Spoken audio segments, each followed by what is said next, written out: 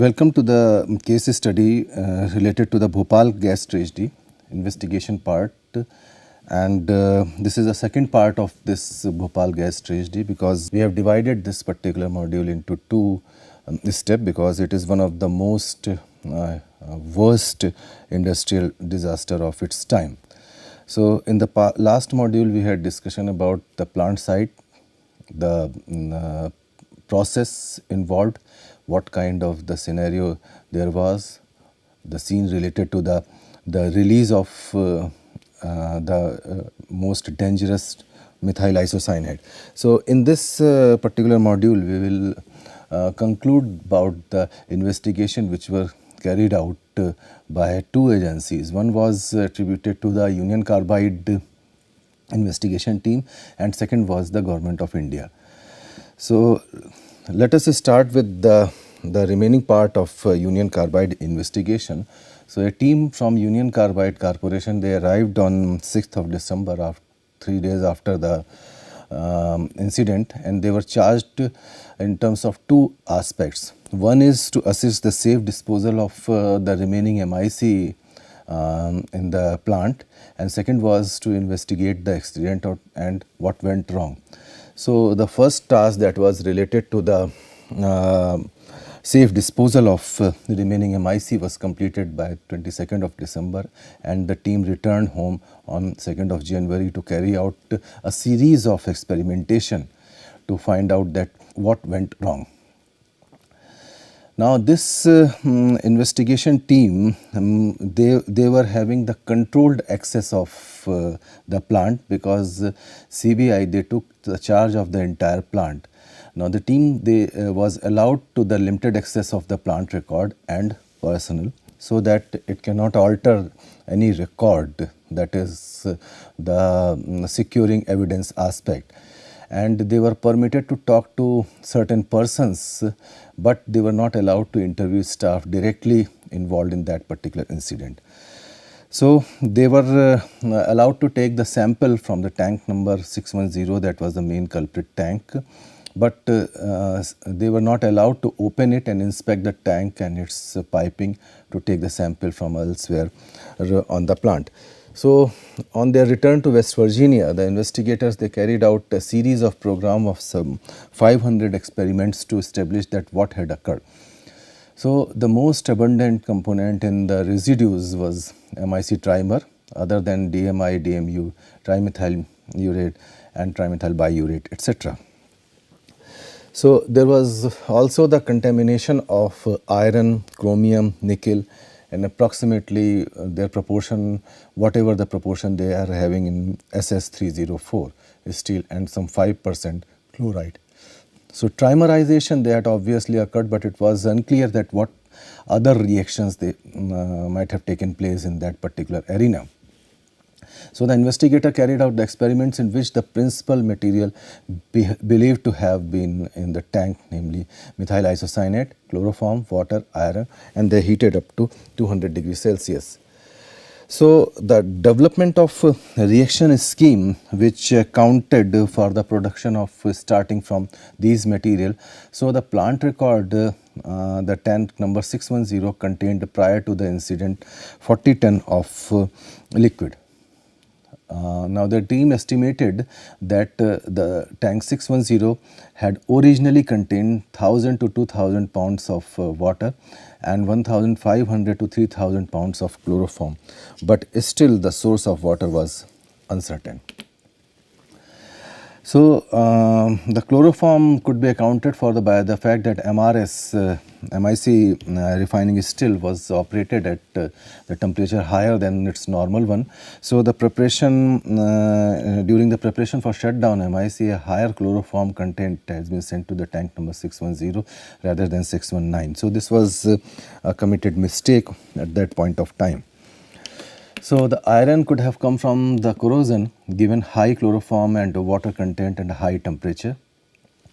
So the scenario which the investigator invoked, this can be explained in the sequential manner which is as follows. The content of the tank 610, initially it was maintained at 15 to 20 degrees Celsius. That was much desired, and it was not having any kind of adverse effect.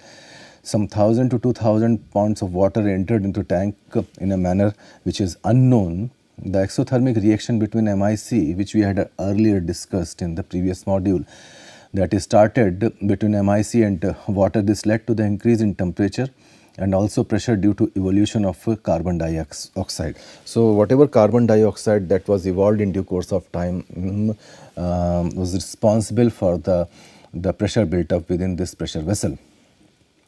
So the higher temperature and the pressure of chloroform, this caused the accelerated corrosion, and the iron usually thus produced from the tank catalyzed the exothermic trimerization of MIC. So they have carried out a series of calculation. This showed that the reaction of some 40% of MIC would generate enough heat to vaporize the rest one. So this gave rise to some 36,000 pound of solid in the tank, but only estimated 10,000 pounds they were found in that particular tank. So the temperature reached was estimated as in the excess of 200 degrees Celsius as opposed to the desired one. Now these conditions would have been attained during the course of venting. So with the safety valve lifting because it was designed to lift at 40 psig, the initial discharge would have been 10,000 pound per hour. So these report put forward the hypothesis that the water was directly introduced into the tank number 610 either deliberately or by mistake through the process vent line, nitrogen line or other piping. So it refers that washing operation on the filter pressure safety valve lines, and it states that this section line had not been inserted a blind or not been isolated. So that was one of the reason why this water was introduced into the tank number 610. So report draws attention to a number of factors which contributes to the accident. That this includes the fact that refrigeration had been discontinued. Previously we had a discussion that the refrigeration unit was turned off just because they have thought that the MIC is being stored rather than produced continuously. That a blind was not used to isolate the line being washed out. It is primarily it was required as per the MSDS and as per the safety norms of that particular plant. The MIC refining still was operated at higher temperature than the normal temperature. So if they would have been noticed this particular aspect, then they could have make the corrective measures so that the temperature of the MRS would have been corrected down. They have shut down the VGS vent gas scrubber just because the reason that MIC is not being produced continuously, it is being stored. The flare was out of commission, obviously the reason that we have already discussed. So just to cut short the measures of economy, they have reduced the number of safety operations, and those attempts led to this dangerous or devastating accident.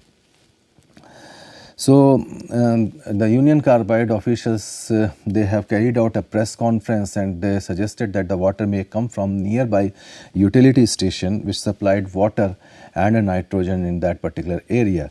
So if someone had connected a tubing of water line instead of nitrogen line, either deliberately or intending to introduce nitrogen into the tank, so this could account for the presence of the water.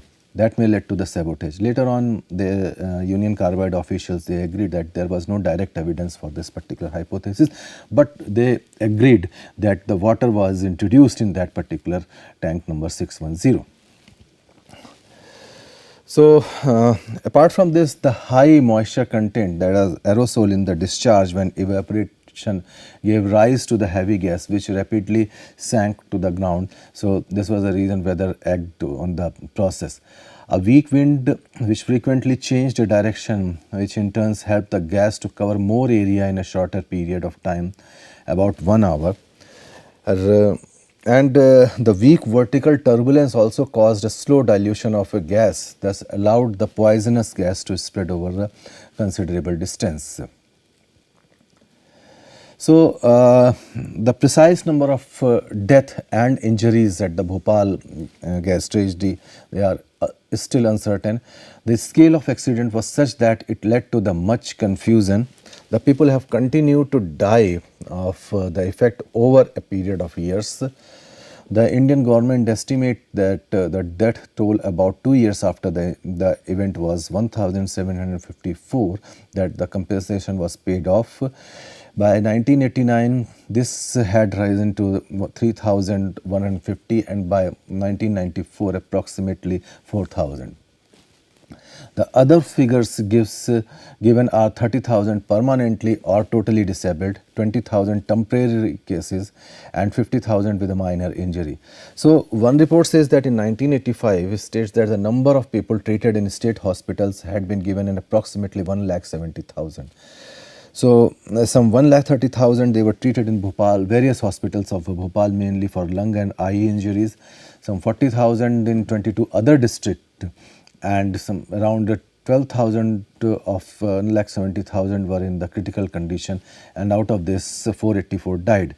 So, disaster led to various sets of court proceeding, and Government of India instituted a criminal proceeding against Union Carbide Corporation, and they become the party to the proceeding in United States courts. In 1987, Union Carbide Corporation made a final settlement with Government of India about 470 million US dollars. So, now the victim, they tried to challenge this in federal courts of United States, but the US Supreme Court ruled that they lacked legal standing to do so. Now, let us have a discussion about the various safety measures in Union Carbide Corporation plant in the USA and in India. The Union Carbide plant in West Virginia was better equipped compared to the plant in Bhopal.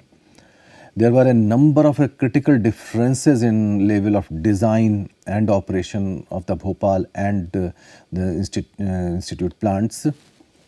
Now, these are some of the enlisted comparison between the Institute West Virginia plant USA and Bhopal Madhya Pradesh. The capacity, they were having the higher production of MIC matched with high processing capacity, and MIC not stored for long period of time, whereas in Bhopal they were having the high production capacity of MIC but low processing capacity, the further processing, that is in terms of a derivative plant, and MIC stored in the large quantity for a long period of time. So, that is the difference between the West Virginia plant and Bhopal plant.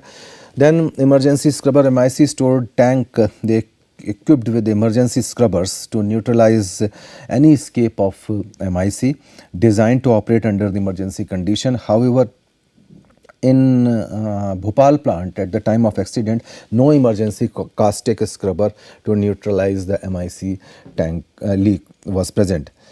About the computerized monitoring, the computerized monitoring of all the instruments like gauges, alarms, etc., and the process to support the visual observation was in place in West Virginia plant, whereas in Bhopal there was not at all a computerized monitoring of instrument and process, relied solely on the manual observations.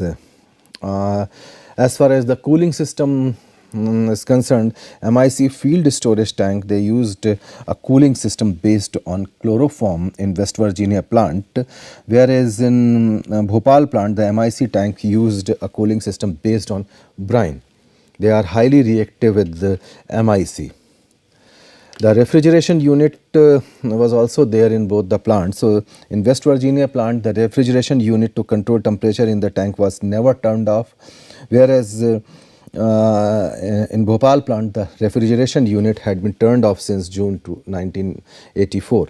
The nitrogen pressure, the MIC was always maintained under the nitrogen the pressure, whereas in Bhopal plant, the MIC tank had not been under the nitrogen pressure since October 1984. So, they have put all these cut short measures to save certain amount of money.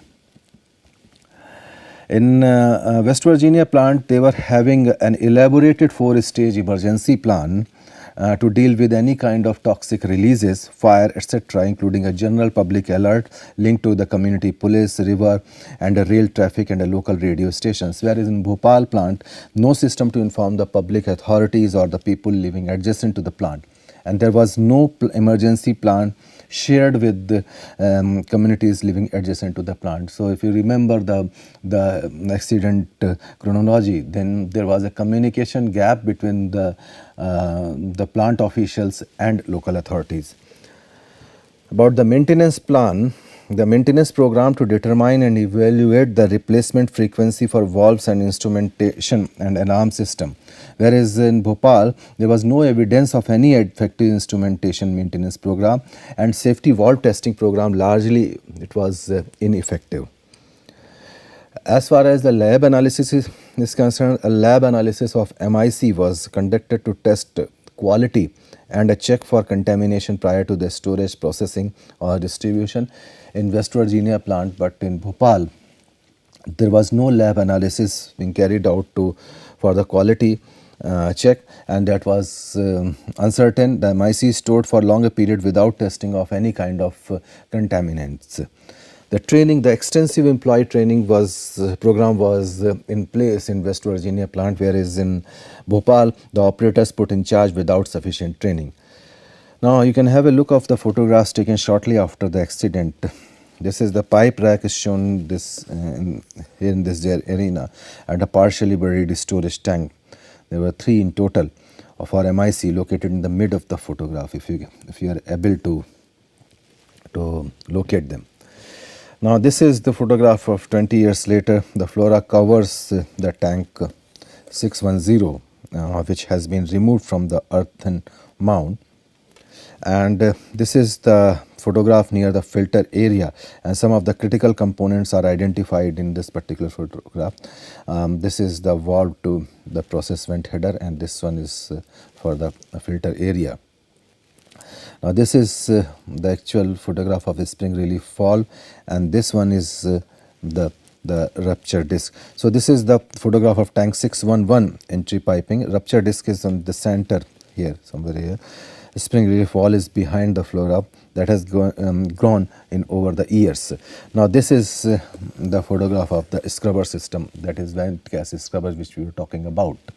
This is the flaring system which was disabled at the time of accident. These are the corroded tank with unknown contents lying below. So this is again a very crucial information for the accidental investigation. These are some of the photograph of the jumper lines, etc. You can see. Now this is the remote photograph of a gas vent scrubber, and this is the gas vent scrubber stack. Then the people analyzes about the possible reasons of this accident. So one of the main reason for the tragedy was found to be the result of the combination of human factor and incorrectly designed safety system, and not follow up of all those safety norms being laid down for MIC storage. So a portion of the safety equipment at the plant had been non-operational for 4 months and rest failed. So there was a serious lapse on the part of the government. The official responsible probably had not mandated any safety standards at that time. So Union Carbide, they failed to implement of its own safety rules, which at the time of accident they used to follow in West Virginia plant. So the Bhopal plant experienced 6 accidents between 1981 to 1984, at least 3 of which involved the MIC or phosgene. So they have sensitized, or they have sensed that there is some problem going on either with the MIC or phosgene. Now there were several stakeholders of this particular plant and accident: the Union Carbide, the victims of a gas attack, those are employees plus persons, the local government, the member of community, the CEO of Union Carbide, the Greenpeace group. Now before the disaster, we have synchronized the accident chronology. The Union Carbide, they were compelled to cut off the cost and increase the profit. The victims of the gas attack, the safe working conditions, and they were demanding for equal pay. The local government, they ensure the safety of employees and prevent the environmental damage. The member of the community, they ensures that the environment is clean for the livelihood. The CEO of Union Carbide was intended to increase the profit as much as possible, and the Greenpeace group there to ensure the plant is not polluting the environment. So the responsibility of the stakeholders are just like this. Now, after the disaster, we are just comparing the involvement of all stakeholders. So, after the disaster, the Union Carbide was intended to pay as little compensation as possible and escape all its responsibility. The victims of the gas attack, they require the fair compensation. The local government, they ensure the victim get the fair compensation and assign the responsibilities for cleaning up the pollution caused by the plant. The member of the community, they were intended to help clean up the pollution. The CEO of Union Carbide, they escaping their responsibility and still they are escaping the responsibility. And the Greenpeace group, they make to sure that Union Carbide Corporation cleans up the pollution. So there were several legal action against the Union Carbide. In December 1984, the legal proceeding were started against Union Carbide Corporation and the United States and Indian government local Bhopal authorities. So in March 1985, the government of India passed the Bhopal Gas Leak Act in March 1985 in Parliament, making the government of India to act as the legal representative for the victims of the disaster. That helped in leading to the beginning of a legal proceeding. In 1985, the United States government called for an inquiry into the Bhopal gas disaster by the Henry Waxman, a Californian Democrat. In March 1986, the Union Carbide Corporation offered a settlement figure providing a fund for Bhopal victim of between $500 to $600 million over a period for 20 years. In May 1986, the US federal government transferred the litigation to Indian courts from United States. In 1988, $355 million US was claimed by the government of India from Union Carbide Corporation. In November 1988, the Supreme Court told both sides to come to an agreement and start with a clean slate.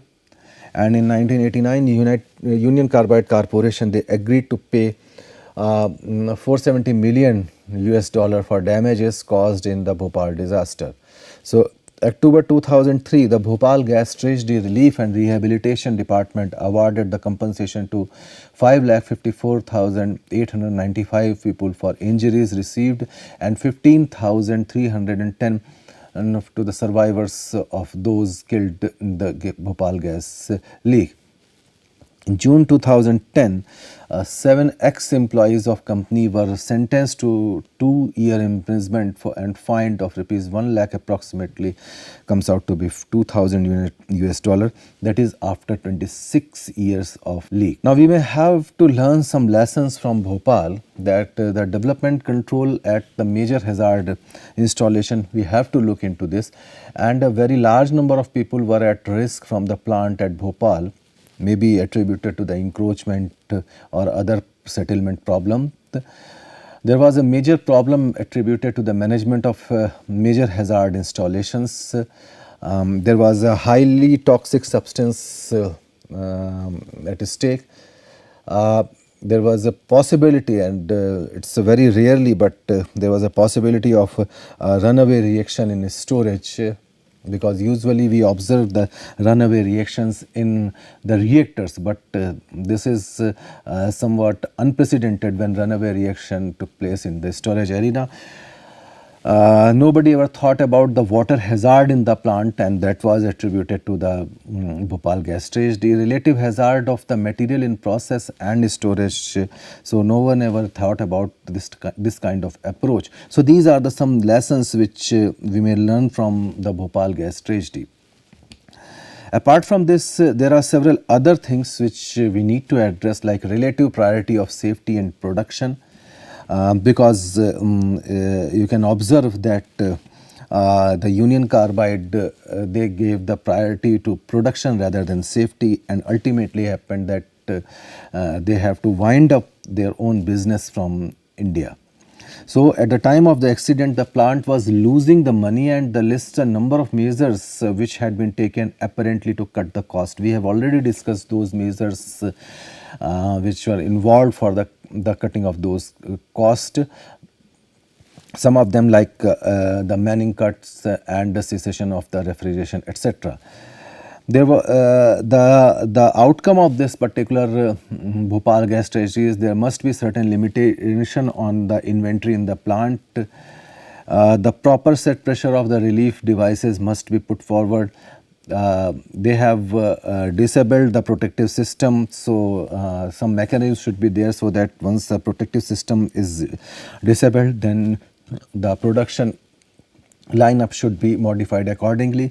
The maintenance of the plant and equipment and instrumentation was on the poor ground, so there may be a possibility, or there may be some approaches, or there should be some approach adopted for the proper maintenance of these plant equipment.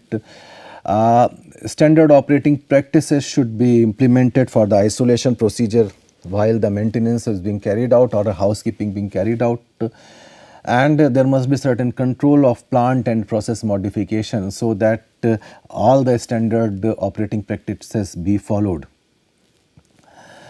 Apart from this, as we discussed that there was some communication gap between the authorities and the public. So UCIL, they had not provided the full information on the substances on site to the authorities. The emergency services workers or members of the public, they exposed to the hazard. Many workers interviewed and said that they had no information or a training about the various chemicals, those who are being stored, or they are those who are involved in the process area. So the training and experience, when these two aspects are in question, so Union Carbide was lacking behind. Then they were not having the adequate planning for the emergencies. So the response of the company and authorities to the emergency suggests that there was no effective emergency plan. So within the plant work, defects revealed by the emergency includes the hesitation about the use of the siren system and a lack of escape routes. So this is again because if you see the sequential order, sometimes they open the loud siren and then muted it, then they turned on the muted siren and so on. So they were in a bit of confusion. So this was not at all done. In consequence, the people exposed did not know what the siren meant or what action to take.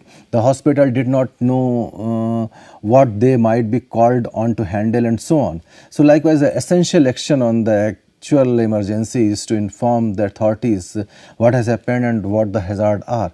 So on the morning of the accident, the hospitals were in practically dark about the nature and effect of the toxic chemicals whose victims they were trying to treat. So practically there was no information available at the time of accident.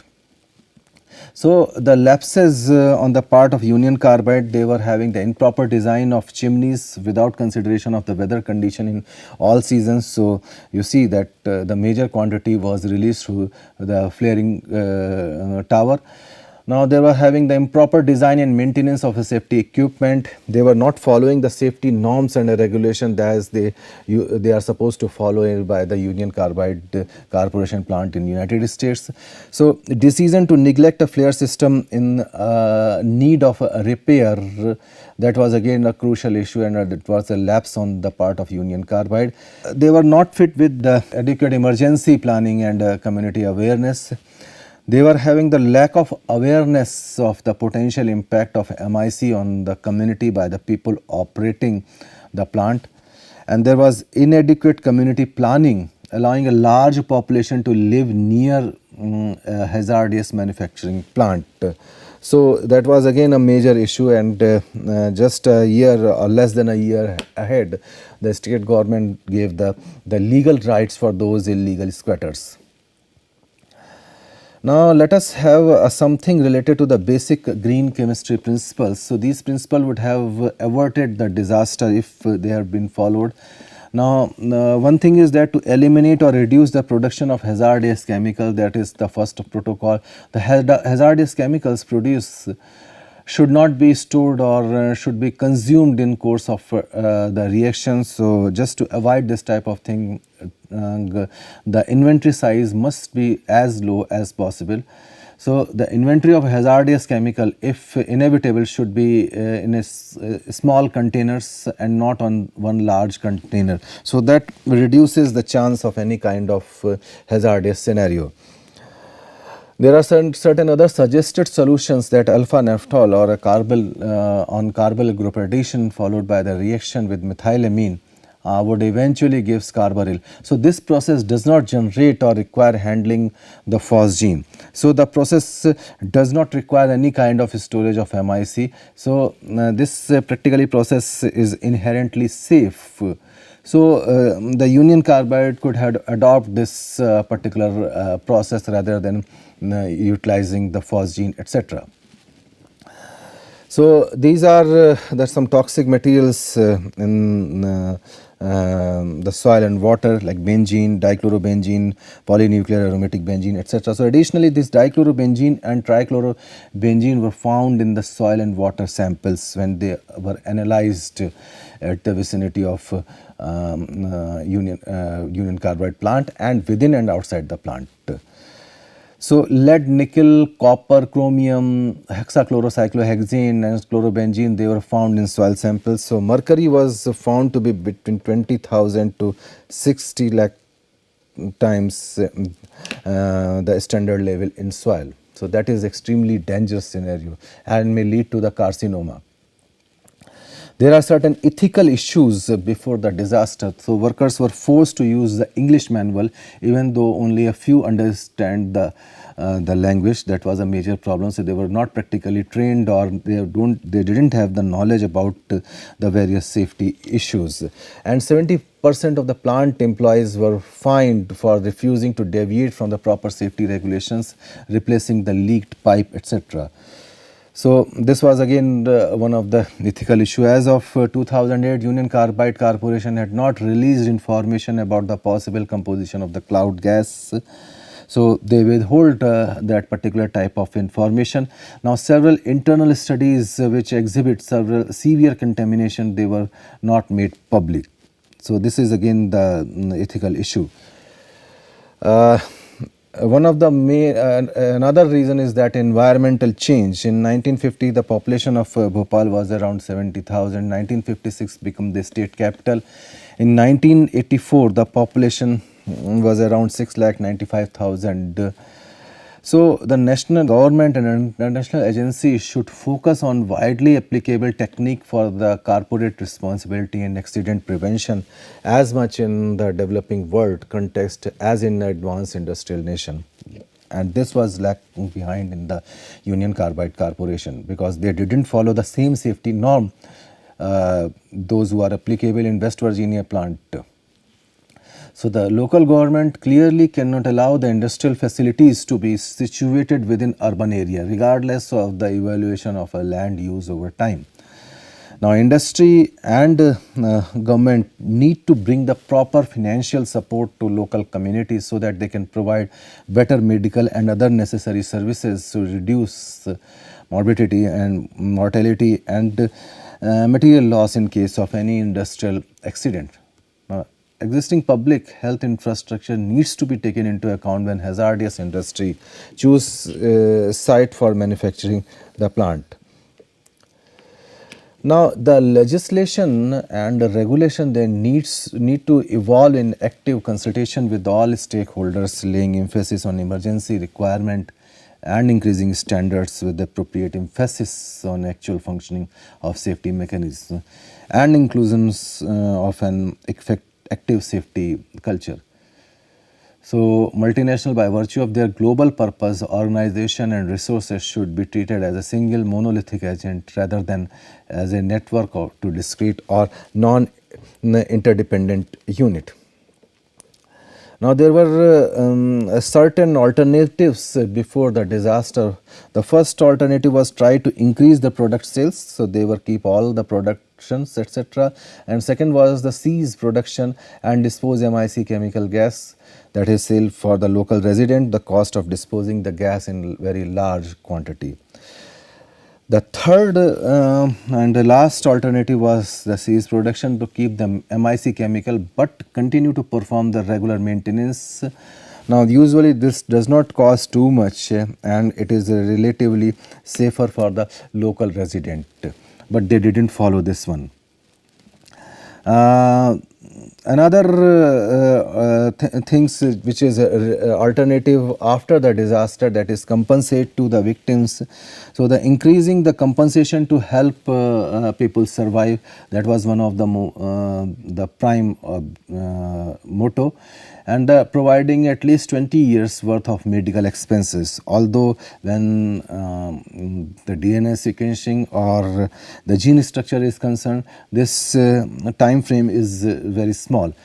Another alternative is that properly clean up the site and provide the safe drinking water for the nearby people. Now so that the new generation will not be poisoned.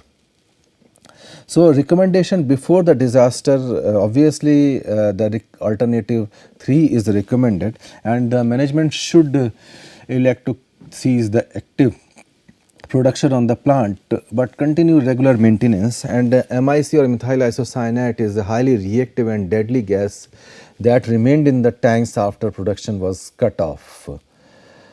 So the reason was why there was no market in India for the Union Carbide's pesticides, and therefore they follow the plant should cease the operation, and with the safety of Indian citizen in mind, regular maintenance should continue to prevent any kind of disaster. Now there are several recommendations following the disaster. The victim need to be the better compensated, although the era is gone. Now they have endured much suffering and deserve better treatment than they have received to date. Provided the compensation for at least 20 years worth of the medical expenses at the opposed to the 5-year originally offered, and that was the part and parcel of the settlement. The key component of the new compensation settlement, the consultation with the victims, and the victims should have a say in the compensation level as they were the ones who have suffered. Another is that the fully clean up the Union Carbide site, which is not at all being done as on date. The chemicals left behind by the Union Carbide continue to cause the environmental damage and poison the new generation. There are enough sufferings that occurred in India and upcoming generation. They should not be exposed to the deadly chemicals. That is one of the desired level. So it need to be made certain that the soil and water near the plant and they are not contaminated with the chemicals. So we can avoid, once we follow this thing, we can avoid such type of things. Thank you very much.